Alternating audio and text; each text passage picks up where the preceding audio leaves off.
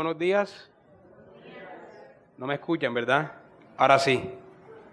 Hermanos, vamos a ponernos de pie y vamos a abrir nuestras Biblias en el libro de San Lucas, capítulo 14, versículo 28.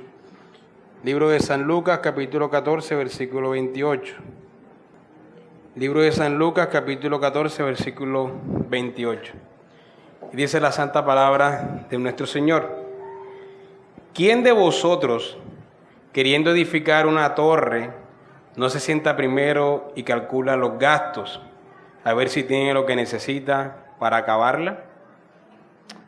Señor, te damos muchas gracias por esta porción de las Escrituras que tú has inspirado para nosotros. Y te pedimos, Señor, que tú nos hables a través de este versículo en esta mañana, que tú nos ilumines y apliques tu palabra a nosotros, Señor. Que el mismo Espíritu que inspiró esta porción de las Escrituras nos ilumine y la aplique a nuestras vidas en esta mañana. Te lo pedimos en el nombre de tu Hijo. Amén. Bueno, hermanos, vamos a hacer la oración de nuestra liturgia. Okay. La oración que tenemos en nuestra liturgia, oración por la palabra de Dios, para que el Señor hable a nuestras vidas. Entonces, oramos al Señor. Guíanos con tu palabra, ilumina nuestros corazones de tal manera que no reine pues el pecado en nuestro cuerpo mortal, de modo que no le obedezcamos en su concupiscencia. Danos la fuerza en el poder de tu gracia, para que tampoco presentemos nuestros miembros al pecado como instrumentos de iniquidad, sino que nos presentemos a Dios como vivos de entre los muertos y nuestros miembros como instrumentos de justicia. Amén.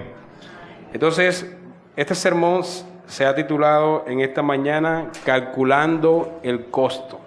Calculando el costo. Cuando vamos a comprar una propiedad, o cuando alguien va a construir un edificio, o cuando va a amoblar su cuarto, o cuando va a trazar planes, cambiar de casa, educar a los hijos, iniciar nuevos estudios, es sabio siempre y siempre es prudente anticipar cuál es el costo. Es decir, calcular el costo de lo que nos va a costar, valga la redundancia, esto que vamos a hacer. Y nos ahorraríamos gran dolor y gran sufrimiento si hiciéramos esta pregunta antes de iniciar un proyecto. ¿Cuánto nos va a costar?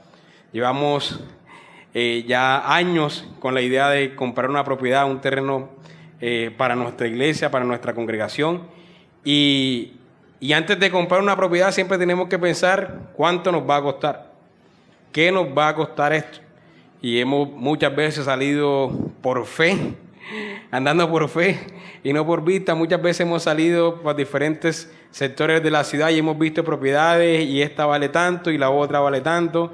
Hemos visto propiedades desde comprar solamente el terreno hasta comprar una casa grande o a comprar ya un templo como tal. Y siempre nos echamos como para atrás porque vemos que los costos son altos, pero al mismo tiempo con fe decimos en algún momento podremos comprar, pero antes de emprender cualquier proyecto debemos calcular el costo.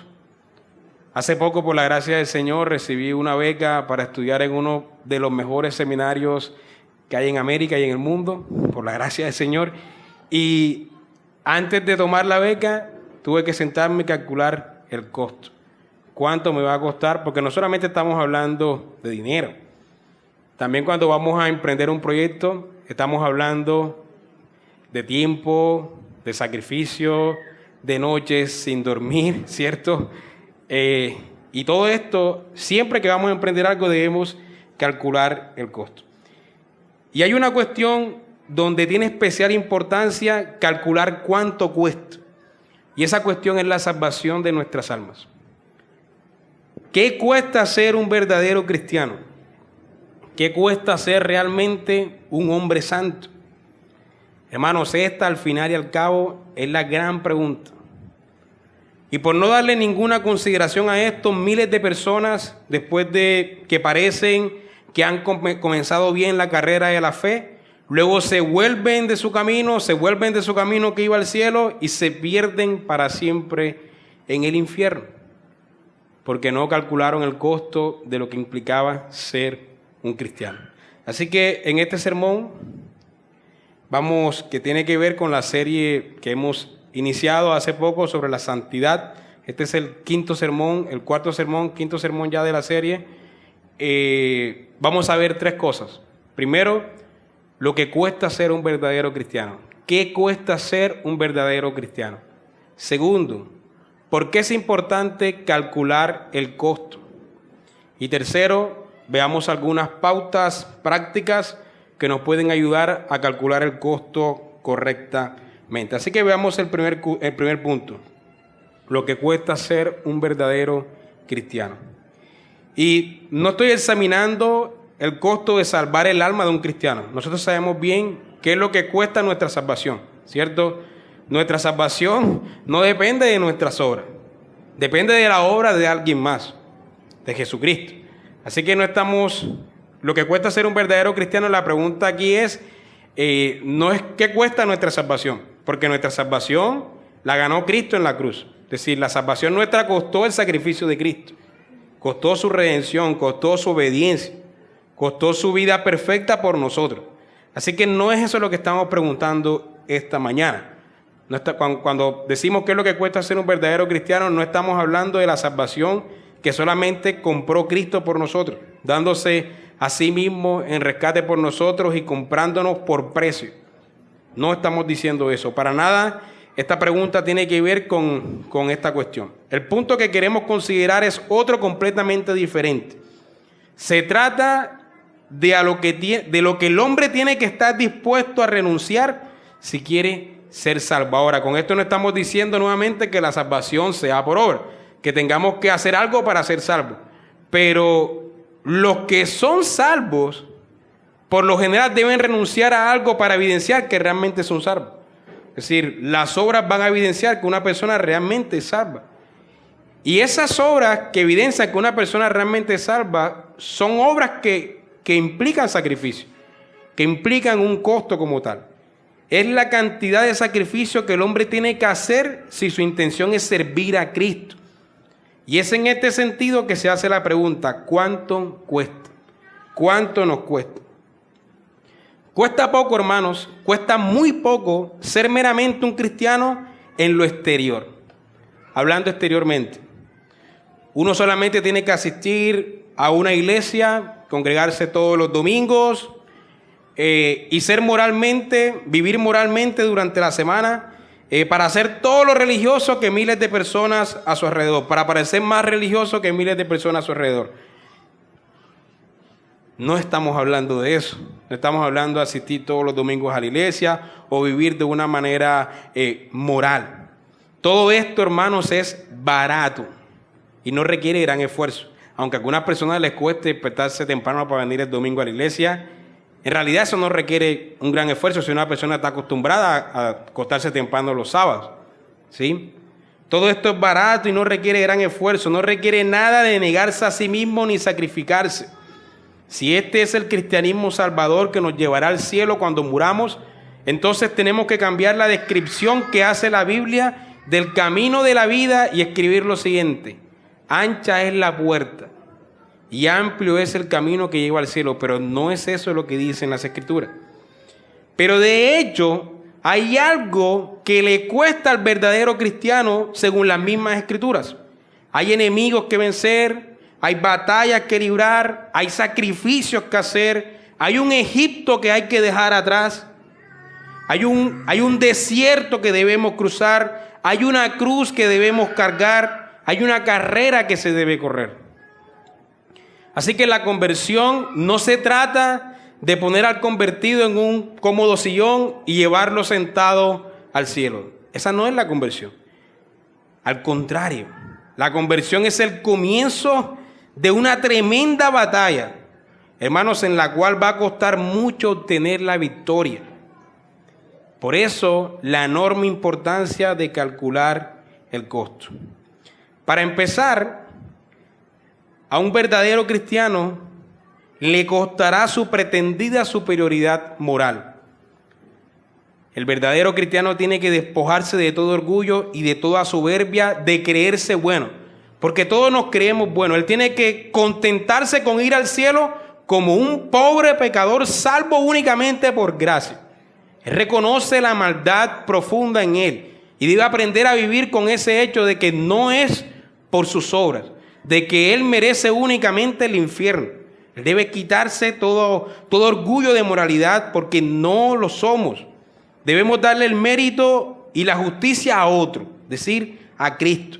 Tenemos que estar dispuestos a renunciar a la confianza que tenemos en nuestra propia moralidad y en nuestra propia respetabilidad, en nuestro propio prestigio, en nuestro propio honor. Debemos estar dispuestos a renunciar a la confianza que tenemos en nuestras oraciones, en nuestras lecturas bíblicas, en nuestra asistencia a la iglesia, en el momento en que recibimos los sacramentos, para confiar exclusivamente en Jesucristo. Esta semana estuvimos haciendo evangelismo desde el sábado hasta básicamente el jueves, todos los días. Y en las calles fuimos testigos de esto cuando se preguntaba a las personas si eran conscientes de cuán pecador eras. Algunos decían, lo somos. Somos conscientes de que somos muy pecadores, pero queremos seguir viviendo así. Y otros decían, no, yo nunca he mentido. No, yo nunca he robado. Hay personas que creen que son muy buenas, pero el cielo no está destinado para estas personas. Ni para aquellos que se creen muy buenos, ni para aquellos que saben que están en pecado, pero igual debemos seguir viviendo en pecado. Y muchos apostatan de la fe por esto, porque se sienten moralmente superiores. Ellos creen que son muy buenos. Pero al darse cuenta, cuando entienden el evangelio, que son unos grandes pecadores, ellos no pueden tolerar el hecho de que sean unos grandes pecadores por su orgullo. No pueden tolerar el hecho de que no pueden conformarse a los estándares bíblicos. No pueden tolerar ese hecho. Y entonces el camino fácil para su conciencia y para sentirse superior nuevamente es renunciar a los estándares divinos, reduciéndolos y volverse a su propio estándar en el que ellos vuelvan a sentirse como superiores, ¿sí? Moralmente hablando. Y así en última se apartan de la fe. En segundo lugar, a un cristiano le costará dejar atrás sus pecados. Hermanos, el cristiano tiene que estar dispuesto a renunciar a cada hábito y a cada práctica que es desagradable a los ojos de Dios. Tiene que darle la espalda al pecado. Tiene que discutir con él. Tiene que romper con él. Tiene que luchar contra él. Tiene que crucificarlo. Tiene que esforzarse para vencerlo. No importa lo que diga o piense el mundo. Tiene que hacerlo sincera y totalmente. No puede hacer las paces por separado con ningún pecado especial que ama. Tiene que considerar a todos sus pecados como sus enemigos mortales y aborrecer cada mal camino. Sean pequeñas o grandes, sean públicas o secretas, tiene que renunciar totalmente a todas sus transgresiones. Esto, hermanos, significará una batalla diaria. Y a veces el pecado parecerá que se enseñoreará de nosotros, pero nunca debemos ceder, porque tenemos que mantener una guerra contra nuestros pecados. Esto suena difícil, hermanos, porque a menudo queremos tanto a nuestros pecados como si fueran nuestros hijos. Amamos a nuestros pecados como si fueran nuestros hijos. Los abrazamos, nos aferramos a ellos y nos deleitamos en ellos. Así que separarnos de ellos es tan difícil como apuntarse la mano derecha o como sacarse el ojo derecho. Pero hay que hacerlo. Toca hacerlo. Hay que despedirse de ellos. Hermanos, no podemos querer lo mejor de ambos mundos. No podemos querer lo mejor de ambos mundos. Hay gente que ama sentirse cristiana, ¿cierto? Ama sentirse cristiana, pero también ama sus pecados. Quiere vivir en pecado, pero ama sentirse cristiana. Pero no hay cabida para estas personas en el cielo. Uno no puede ser tibio. Uno es caliente, uno es frío, pero no puede ser tibio en el reino de Dios. Uno no puede pretender amar a ambos mundos. O uno es cristiano o uno ama el mundo. Pero las dos cosas no pueden convivir. Porque en algún momento uno no puede servir a dos señores, como dice el Señor Jesucristo. En algún momento estos dos amores se van a enfrentar y tendrás que tomar una decisión. Así que el cristiano primero debe saber que venir a Cristo le costará dejar sus pecados atrás. Él no puede seguir amando sus pecados, no puede seguir amando el mundo. Tiene que luchar contra ellos. En tercer lugar, esto le costará al cristiano su amor por lo que resulta fácil. Su amor por lo que resulta fácil. El cristiano tiene que experimentar dolor y lucha si quiere desarrollar una carrera victoriosa al cielo. Tiene que velar y mantenerse en guardia cada día, como el soldado en el campo enemigo. Él tiene que cuidar su comportamiento cada hora del día, con cada compañía y en cada lugar, en público, al igual que en privado, entre extraños, al igual que con los de la casa. Tiene que vigilar su tiempo, tiene que vigilar su lengua, tiene que vigilar su carácter, sus pensamientos, su imaginación, sus motivaciones y su conducta en cada relación de su vida. Hermano, tiene que ser diligente en orar, tiene que ser diligente en leer la Biblia, tiene que ser diligente en asistir los domingos a la iglesia, tiene que ser diligente con todos los medios de gracia. Por esta razón es una aberración el evangelio que promete que cuando te conviertas todo te saldrá bien. Si tú te conviertes todo te saldrá bien, hermano, no es eso lo que realmente ocurre. El camino cristiano casi nunca es el camino fácil. O de hecho nunca es el camino fácil.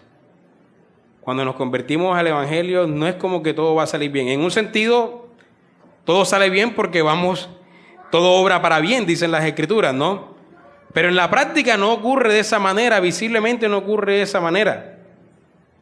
El Señor nos trata, llegan pruebas, llegan disciplinas muy dolorosas, depresiones, tristezas, ansiedades, muertes de familiares, enfermedades, escasez económicas. Ocurren muchas cosas en las cuales el Señor nos trata y en las cuales crecemos. Cuando uno le preguntan si ha crecido en carácter, uno puede saber si ha crecido en carácter cuando se compara con el yo de hace 5 años, de hace 7 años, de hace 8 años. Es decir, uno siempre ve el crecimiento en retrospectiva, mirando hacia atrás y comparando cómo actuaba uno hace 5 años a cómo actúa hoy, o cómo actuaba hace 3 años a cómo responde hoy ante las adversidades. ¿Cierto? Pero para crecer en carácter, uno no desarrolla carácter en el estudio teológico, es decir, en la adquisición de conocimiento. Por lo menos en mi caso nunca ha sido así. Yo no he crecido en carácter después de leerme una teología sistemática. No he crecido en carácter ahí. Realmente no. Yo crezco en carácter cuando atravieso aflicciones. Cuando uno atraviesa una aflicción dura, es ahí cuando uno realmente crece en carácter. Es ahí cuando el conocimiento debe aplicarse a esas situaciones específicas. Y es ahí cuando comenzamos a crecer realmente. Pero una de las cosas que te va a costar ser cristiano, lo que cuesta ser cristiano es renunciar a nuestro amor por el camino fácil. Porque el camino cristiano no es un camino fácil.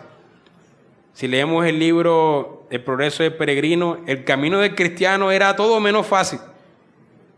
Iba de prueba en prueba, de tribulación en tribulación. Hermanos, no hay nada que por naturaleza nos desagrade tanto como tener problemas. Nadie quiere problemas. Nos desagradan los conflictos. Pero ser cristiano le costará al hombre su amor por lo que resulta fácil. El camino fácil nunca es el camino cristiano. Y como ocurre en la parábola de la semilla del sembrador, la semilla cae en algunos lugares donde parece que da fruto, pero una vez llegan las tribulaciones y una vez el camino se pone rudo, se pone difícil, lo fácil es abandonar el camino de la fe. Por último, al hombre le costará la amistad con el mundo. Y esto es lo que más nos cuesta dejar a veces. Si quieres agradar a Dios, hermanos, tienes que estar contento, aunque los demás piensen mal de ti. Hermano, no debe extrañarse que se burlen de ti. El aleluya. No debe extrañarse que te ridiculicen, que te calumnien también, que nos persigan o que nos aborrezcan. No tenemos que sorprendernos de encontrar que nuestras opiniones y nuestras creencias y prácticas religiosas sean despreciadas y motivos de burlas por los demás. Tienes que aceptar que muchos te crean tonto. Tienes que aceptar ese hecho. Tienes que aceptar el hecho de que muchos te crean exagerado o fanático. Que muchos perviertan tus palabras y malinterpreten tus acciones. Hermanos, de hecho no tiene nada que sorprendernos si te llaman loco. El Señor Jesucristo dijo lo siguiente. Juan capítulo 15, versículo 20. Acordaos de la palabra que yo os he dicho. El siervo no es mayor que su Señor. Si a mí me han perseguido, también a vosotros os perseguirán. Si han guardado mi palabra, también guardarán la vuestra. Recibiremos persecuciones si queremos ser fiel a Dios, hermanos. Debemos renunciar a nuestra amistad con el mundo. Las malas conversaciones corrompen las buenas costumbres. Tú no puedes amar a Dios y estar en amistad con el mundo. El que está en amistad con el mundo y cree que ama a Dios, en última, se irá con el mundo y abandonará a Dios. En este sentido hay que ser muy radicales. Cuesta mucho ser un verdadero cristiano. Pero ¿quién en sus cabales puede dudar de que cualquier costo vale la pena para salvar su alma? Cuando un barco está en peligro de hundirse, a los tripulantes no les importa tirar por la borda su valioso cargamento, porque lo más importante es la vida. El valioso cargamento se tira al mar para salvar la vida de uno. Cuando un brazo o una pierna está infectada, el hombre se somete a una cirugía y aún a una amputación si eso significa salvar su vida. El hombre le importará cortarse un brazo si esto significa que va a salvar su vida. Hermanos, igualmente, el cristiano debe estar dispuesto a renunciar a lo que se interpone entre él y el cielo. La vida espiritual que nada cuesta, nada vale. La vida espiritual que nada cuesta, nada vale. Hermanos, un cristianismo barato, un cristianismo sin cruz, probará a ser al final un cristianismo inútil. Un cristianismo sin corona. Pero este sacrificio trae su recompensa. Cuando alguien va a remodelar su casa, esto implicará incomodidades, porque estará todo el día la casa llena de polvo, sucia. Implicará tal vez que tengas que una parte de tu casa está abierta y si llueve se inunde, ¿sí? Implicará dinero, implicará muchas cosas. Pero cuando ya la casa está remodelada, tú dices, definitivamente valió la pena, ¿no? Valió la pena el esfuerzo. Yo sé que muchos de ustedes estudiaron en la universidad con mucho esfuerzo. De pronto sin dinero para las meriendas, sin dinero, tal vez algunos tuvieron que caminar muchos kilómetros para llegar a las universidades o al colegio. Pero cuando uno recibe el diploma, uno dice, ha valido la pena. Lo mismo aquí. Si esto, o sea, la cantidad de sacrificio que uno hace, está dispuesto a hacerlo si sabe la recompensa que va a obtener. ¿Cierto? Si la recompensa es el cielo, hermano, no hay ninguna cantidad de sacrificio que no valga la pena. Si la recompensa es la vida eterna, cualquier sacrificio que hagamos vale la pena, hermanos. Por tanto, renunciar al camino fácil, renunciar a nuestra amistad con el mundo, renunciar a nuestros pecados es necesario. No puedes tener lo mejor de ambos mundos. En segundo lugar, debemos entender la importancia de calcular el costo. ¿Por qué calcular el costo es de tanta importancia para el alma del hombre? ¿Por qué? Por no calcular el costo, incontables hijos de Israel murieron miserablemente en el desierto entre Egipto y Canaán. Salieron de Egipto, ¿cierto? Dejaron Egipto llenos de entusiasmo, llenos de fervor. Vamos para la tierra prometida, la tierra que fluye leche y miel. Salieron como si nada pudiera detenerlos. Sin embargo, cuando en el camino se encontraron peligros, cuando se encontraron dificultades, entonces su aparente valentía pronto desapareció. Nunca se detuvieron a pensar en las dificultades del camino antes de salir de Egipto. Pensaron que llegarían a la tierra prometida en unos pocos días, pero pasaron 40 años en el desierto. Pero cuando los enemigos, las privaciones, el hambre y la sed empezaron a probar, lo que hicieron ellos, murmuraron contra Moisés, murmuraron contra Dios y dijeron: ¿para qué nos sacaste de Egipto? Estábamos mejor en Egipto. Hubiéramos preferido volver a Egipto. En una palabra, ellos no habían calculado el costo, por lo que perdieron todo y murieron en sus pecados. No calcularon el costo que implicaba salir de Canaán y salir de Egipto y conquistar la tierra prometida. Por no calcular el costo, muchos de los oyentes de nuestro Señor Jesucristo, después de un tiempo, dicen las Escrituras, se apartaron de Él y ya no andaban con Él. Cuando al principio veían sus milagros y escuchaban su predicación, pensaban que el reino de Dios va a aparecer inmediatamente, el reino de Dios ya ha llegado. Y entonces se sumaron a sus apóstoles y los siguieron sin pensar en las consecuencias.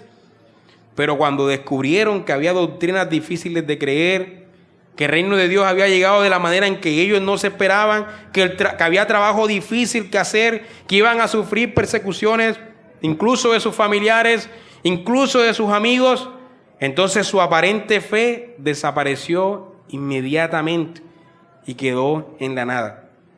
En una palabra, no habían calculado el costo. Y consecuentemente, como dice 1 Timoteo 1:19, naufragaron en cuanto a la fe algunos. Por no calcular el costo, el rey Herodes volvió a sus antiguos pecados y destruyó su alma. Le gustaba oír la predicación de Juan el Bautista, lo observaba y lo honraba como un hombre justo y santo. Hasta hacía muchas cosas que eran correctas y buenas siguiendo la predicación de Juan el Bautista. Pero cuando Juan el Bautista lo confrontó de Herodias, de la mujer que era su amante, cuando se vio obligado a enfrentar el hecho de que tenía que renunciar a su querida Herodias, él apostató de la fe y le quitó la cabeza a Juan y se la entregó a la prometida en una bandeja, ¿no? No había contado con esto, no había calculado el costo. Por no calcular el costo, Demas, uno de los discípulos del apóstol Pablo, dejó a su compañero y dejó el evangelio, dejó a Cristo, renunció al cielo. Por mucho tiempo viajó con el apóstol Pablo al mundo gentil y de hecho se dice que fue un gran colaborador, pero cuando descubrió que no podía ser amigo de este mundo y al mismo tiempo ser amigo de Dios, entonces renunció a su cristianismo y se fue al mundo. Como dijo el apóstol Pablo, Demas me ha desamparado, amando este mundo. Obviamente, él no había calculado el costo.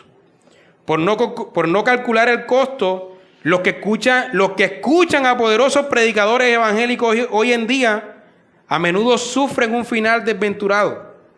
Se conmueven y se emocionan tanto que profesan lo que realmente no experimentan. Reciben la palabra gozosos, con tanta extravagancia que casi asustan a los viejos cristianos, con toda esa emoción que tienen. Trabajan por un tiempo con tanta consagración y fervor que parece que van a sobrepasar a los demás. Hablan y trabajan con objetivos espirituales, con tanto entusiasmo que hasta pueden avergonzarnos a los que llevan más tiempo en la iglesia, ¿no? Pero cuando la novedad y la frescura de sus sentimientos se han pasado, cuando se fuma ese emocionalismo, cambian totalmente. Dan prueba de haber sido terreno pedregoso. Son exactamente lo que describe el Señor Jesucristo en la parábola del sembrador. Al venir la aflicción o la persecución por causa de la palabra, luego tropiezan. Exactamente son eso. Poco a poco su efímera consagración se esfuma y entonces su amor se enfría. Tarde o temprano los asientos que ocupaban en los cultos están vacíos y ni siquiera son mencionados ya entre nosotros. ¿Por qué? Porque nunca calcularon el costo. Por no calcular el costo, centenares de personas que han hecho profesión de fe como fruto de algunos avivamientos religiosos, entre comillas, vuelven al mundo después de un tiempo y hacen quedar mal a la fe cristiana. Comienzan con una noción lamentablemente equivocada de que el camino del cristianismo es un camino fácil. Se imaginan que no consiste en otra cosa más que levantar la mano cuando el predicador hace la invitación a venir a Cristo y sentir profundamente gozo y paz interior. Pero entonces, después de un tiempo, cuando se enteran de que existe una cruz que hay que cargar, que nuestros corazones son engañosos y que hay un diablo ocupado siempre cerca de nosotros como león rugiente, se enfrían disgustados y vuelven a sus pecados de antes. ¿Y por qué? Porque nunca supieron realmente de qué se trata el verdadero cristianismo. Nunca aprendieron que tenemos que calcular el costo. Hermanos, estas son verdades serias y verdades dolorosas, pero al fin y al cabo son verdades. Todas ayudan a mostrar la importancia del inmenso tema que estamos considerando. Todas destacan la necesidad absoluta de insistir sobre este tema a todos los que anhelan santidad. Hermanos, si anhelamos santidad, debemos calcular el costo. Calcular el costo. Una de las principales causas de la apostasía o de aquellos que se han apartado de la fe es que no han calculado el costo y no han querido abandonar por completo el mundo. Nuevamente, han querido tener lo mejor de ambos mundos. Han querido ser cristianos y han querido amar el mundo, pero eso es imposible.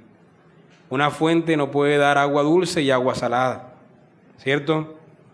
No se puede servir a dos señores. En última tendrás que escoger un solo camino. ¿Y cuál camino vas a escoger? Y algunos han escogido el camino que lleva a la perdición. Ahora, nadie se equivoque sobre lo que estamos diciendo. Aprobamos totalmente que se ofrezca al hombre una salvación en Cristo que es total, una salvación que es inmediata, una salvación que es presente, una salvación que es gratuita. Es gratuita esta salvación.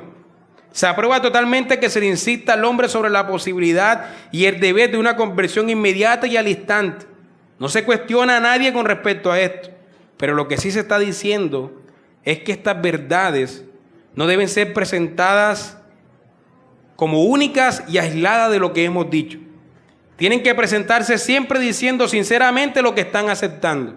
Hermanos, si profesan el deseo de salir del mundo y el deseo de servir a Cristo, entonces han aceptado a Cristo. No solamente es Cristo, esta salvación es gratuita, sino debes salir del mundo y debes servir a Cristo. Las personas no deben ser presionadas a sumarse a las filas de las huestes de Cristo sin haberles dicho lo que implica esta guerra. En una palabra, se les debe decir lo que implica calcular el costo. No solamente Cristo ha muerto por ti, sino también es tú debes morir por Cristo. No solamente es Cristo que cargó la cruz por ti, sino tú debes cargar la cruz de Cristo. ¿Y cuál fue la práctica de Jesús en este asunto? Lucas, en el capítulo 14, versículo 25 al 27, que es el contexto del pasaje que leímos al inicio de este sermón, nos dice que en cierta ocasión grandes multitudes iban con él. Y volviéndose les dijo: si alguno viene a mí y no aborrece a su padre, y no aborrece a su madre, y no aborrece a su mujer e hijos, hermanos y hermanas, y aún también a su propia vida, no puede ser mi discípulo. Y el que no lleva su cruz y viene en pos de mí, no puede ser mi discípulo. Y luego viene lo que hemos leído, que hay que calcular el costo. Hay que calcular el costo. Pastor José, ¿y qué significa este pasaje? Hermano, voy a citar a Pastor Luis Román, abro comillas, significa lo que significa. Cierro comillas. Eso significa. No hay ninguna exégesis que valga para distorsionar este pasaje. Significa que en algunas veces toca aborrecer a nuestra propia familia. Y en otras ocasiones toca aborrecer a nuestra propia vida si es que queremos seguir a Cristo. Debemos calcular el costo. Y el costo a veces implica dejar a nuestra familia, aborrecer nuestra propia vida. Si queremos hacer las cosas bien, nunca nos avergoncemos de seguir los pasos de nuestro Señor Jesucristo. Trabajemos intensamente en pro de las almas de otros. Si queremos y tenemos la oportunidad, hagámoslos. Instémosles a considerar sus caminos. Constriñémosle con santa intensidad a venir, a dejar sus armas y a consagrarse a Dios, a entregarse a Dios. Ofrezcámosle, por supuesto, la salvación, una salvación que es inmediata, una salvación que ya está lista, que ya ha sido ganada, que es gratuita, que es plena. Pero mostrémosle a Cristo y todos los beneficios que tendrán cuando lo acepten. Pero en todo lo que hagamos, digamos la verdad y toda la verdad. No nos rebajemos a usar los ardides vulgares de un sargento que recluta, No hablemos solo del uniforme, la paga y la gloria. Hablemos también de los enemigos. Hablemos también de la batalla, de la armadura, de la necesidad de velar, de la necesidad de marchar, de las prácticas. No presentemos solo un lado del cristianismo. No dejemos de hablar de la cruz en la que murió Cristo por nuestra redención, pero incluyamos la importancia de negarnos a nosotros mismos. Cuando hablamos de la cruz, expliquemos todo lo que implica el cristianismo. Instemos a los hombres a que se arrepientan, por supuesto, y a que acudan a Cristo, pero pidámosles que calculen el costo. Y eso no solamente con los nuevos creyentes, es con nosotros mismos.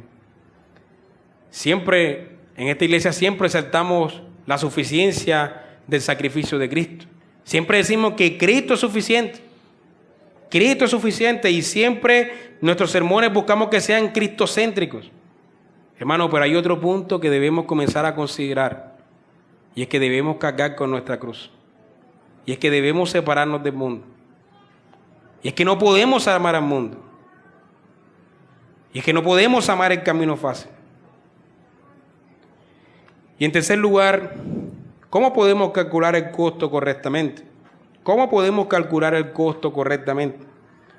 Así que podemos dar algunas pautas prácticas que nos pueden ayudar a calcular el costo correctamente. Mi hermano, cuenta y compara. Cuenta y compara. Cuando vamos a invertir en algo hay que contar y comparar si vale la pena. Calcular el costo, mirar si vale la pena el costo que implica eso. Cuenta y compare las ganancias y las pérdidas. Hermano, es posible que pierdas algo en este mundo, pero ¿sabes qué vas a ganar? La salvación de tu alma. El Señor Jesucristo dijo: ¿qué aprovechará el hombre si ganare todo el mundo y perdiere su alma? Cuando pensamos en hacer una inversión, debemos calcular las ganancias, pero también las pérdidas, lo que va a implicar esto. Tal vez debas perder sueño, tal vez debas perder tiempo, tal vez debas perder fuerza, pero al final cuando ves el resultado dice, ha valido la pena. Y aquí el costo es, vas a perder el mundo, vas a perder la admiración del mundo, no vas a poder seguir amando al mundo, vas a tener que separarte de tus pecados, del camino fácil. Pero ¿sabes qué vas a ganar? Vas a ganar a Dios. Eso vas a ganar. ¿Qué aprovechar al hombre si ganare todo el mundo y perdiere su alma? Nada. Absolutamente nada. Hermano, cuenta y compara también las alabanzas y las acusaciones. Es muy posible que los hombres te acusen, pero tendrás la alabanza del Padre. De Dios Padre, de Dios Hijo y de Dios Espíritu Santo. Las acusaciones van a venir de algunos hombres y mujeres que son falibles, que son ciegos y que están errados. Pero las alabanzas vendrán del Rey de Reyes, del Juez de toda la tierra. Aquellos a quienes Él bendice, hermanos, son realmente bendecidos. Como está escrito, bienaventurados sois cuando por mi causa os vituperen y os persiguen y digan toda clase de mal contra vosotros mintiendo. Hermanos, gozaos y alegraos, porque vuestro galardón es grande en los cielos. Si recibimos la bendición de Dios, hermanos, es suficiente.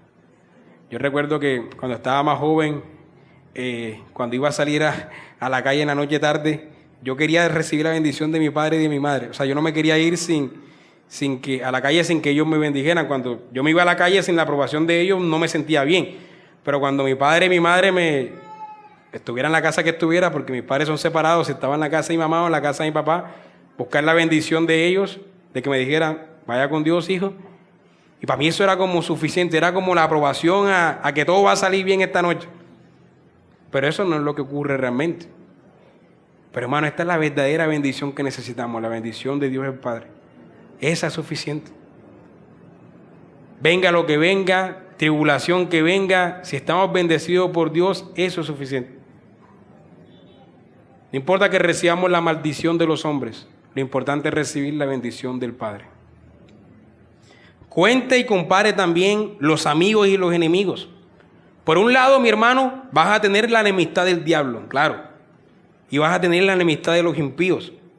Pero por otro lado vas a tener el favor y la amistad del Señor Jesucristo.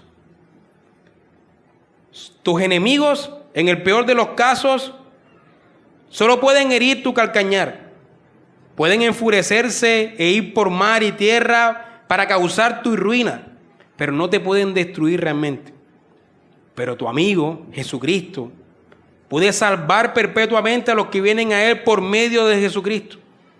Nadie jamás le quitará sus ovejas de sus manos, dice en una parte de las Escrituras. Y en otra parte dice lo siguiente: mas os digo, amigos míos, no temáis a los que matan el cuerpo y después nada más pueden hacer. Pero os enseñaré a quién deberéis temer.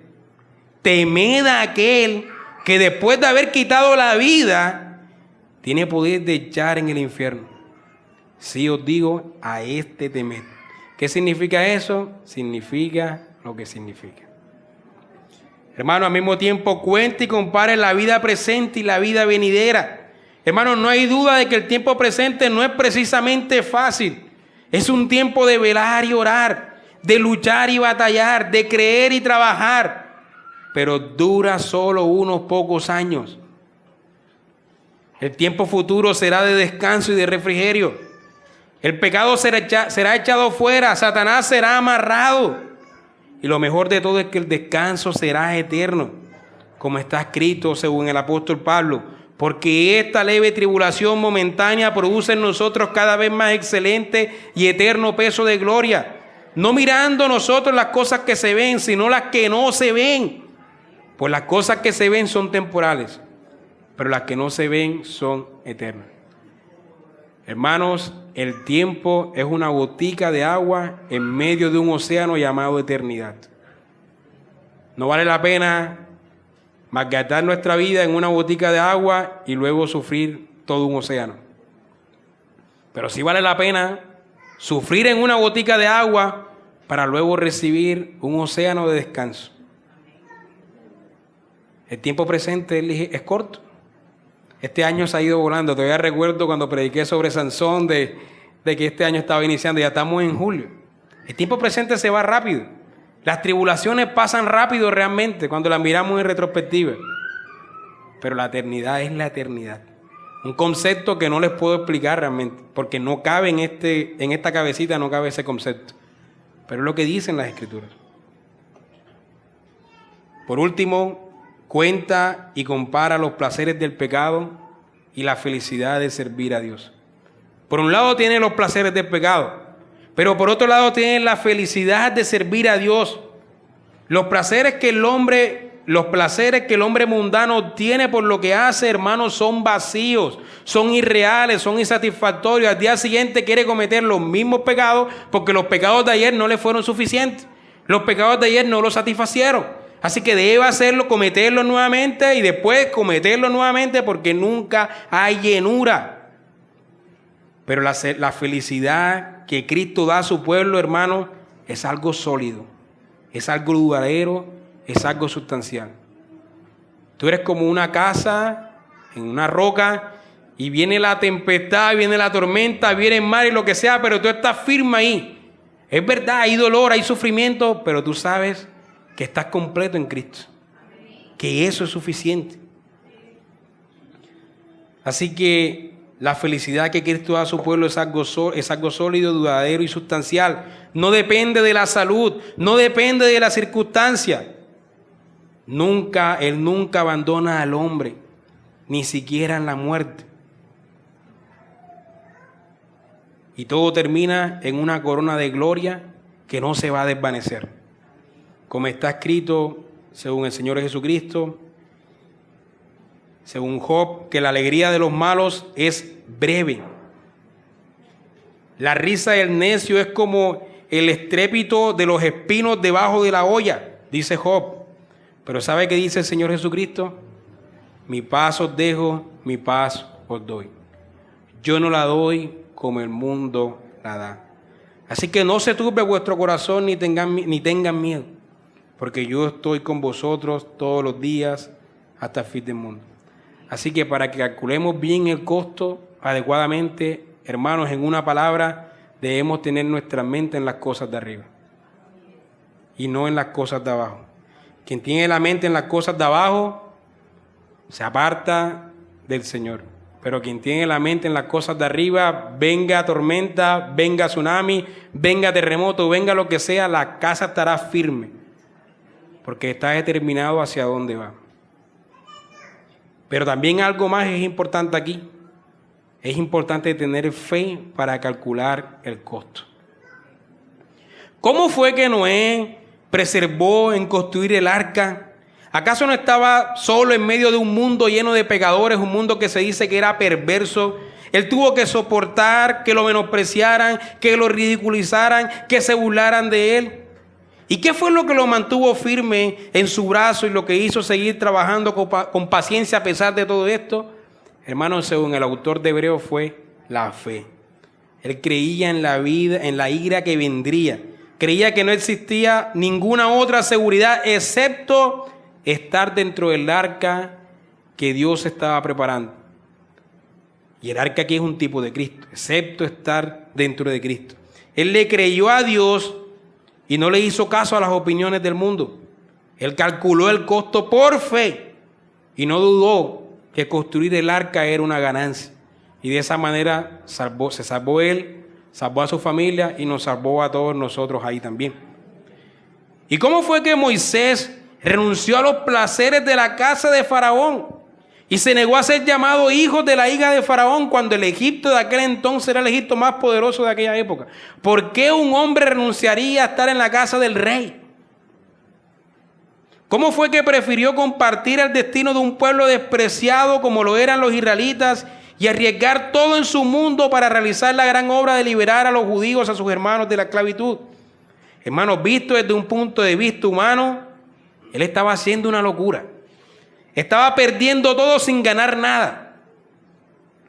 ¿Pero qué fue lo que le motivó? La fe. Creía que había uno muy superior a Faraón que le llevaría seguro a lo largo de su misión. Creía que la recompensa de recibir un galardón era mucho mejor que todos los honores de Egipto. Él calculó el costo por fe.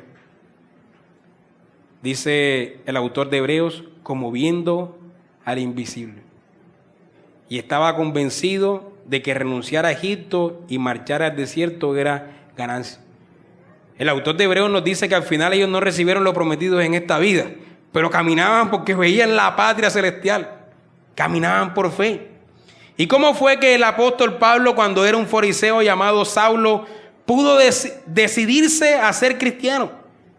Hermanos, Pablo era un prospecto dentro del judaísmo, un hombre con mucho futuro en el judaísmo, un fariseo de fariseos. Dejar el fariseísmo, dejar el judaísmo y venir al cristianismo significaban cambios tremendos para su vida. Renunció a un futuro brillante entre su propio pueblo. En lugar de recibir el favor de los hombres, se hizo acreedor del odio de los hombres. Los judíos lo odiaban, los romanos también. Se ganó la enemistad del hombre, se ganó la persecución humana, aún hasta la muerte. ¿Y qué fue lo que le dio la fuerza para enfrentar todo eso? La fe. Creía que Jesús, quien lo había encontrado anteriormente en el camino a Damasco, podía darle 100 veces más de lo que renunciaba en este mundo. creyó por fe que en el mundo venidero tendría la vida eterna. Por fe calculó el costo y vio claramente de qué lado se inclinaba la balanza. Creía firmemente que llevar la cruz de Cristo era ganancia. Así que, hermanos, subrayemos bien estas cosas. La fe que llevó a Noé, la fe que llevó a Moisés y a Pablo a hacer lo que hicieron, hermanos, es el gran secreto para llegar a un destino perfecto con respecto a nuestras almas. Necesitamos fe.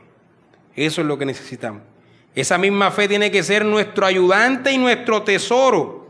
Nuestro tesorero cuando nos sentamos para calcular el costo de ser un verdadero cristiano.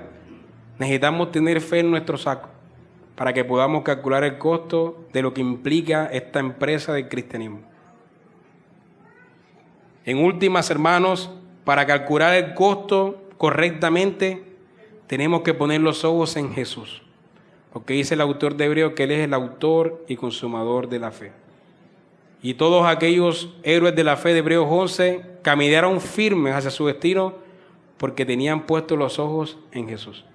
No tenían más información que nosotros. Nosotros tenemos más información que ellos. Tenemos más información que Noé, más información que Moisés. Tal vez no más que Pablo, pero tenemos más información que muchos de ellos. Pero ellos caminaron firmes porque sabían que había un sustituto que moriría por ellos y que ganaría para ellos lo que ellos no merecían. Y eso debe ser suficiente para nosotros. Amén. Señor, te damos gracias por tu palabra. Te pedimos que la apliques a nuestras vidas. Todo esto lo pedimos en el nombre de tu Hijo Jesucristo. Amén. Hermanos, vamos a hacer nuestra oración aquí que tenemos en nuestra liturgia. La oración por la aplicación de la palabra.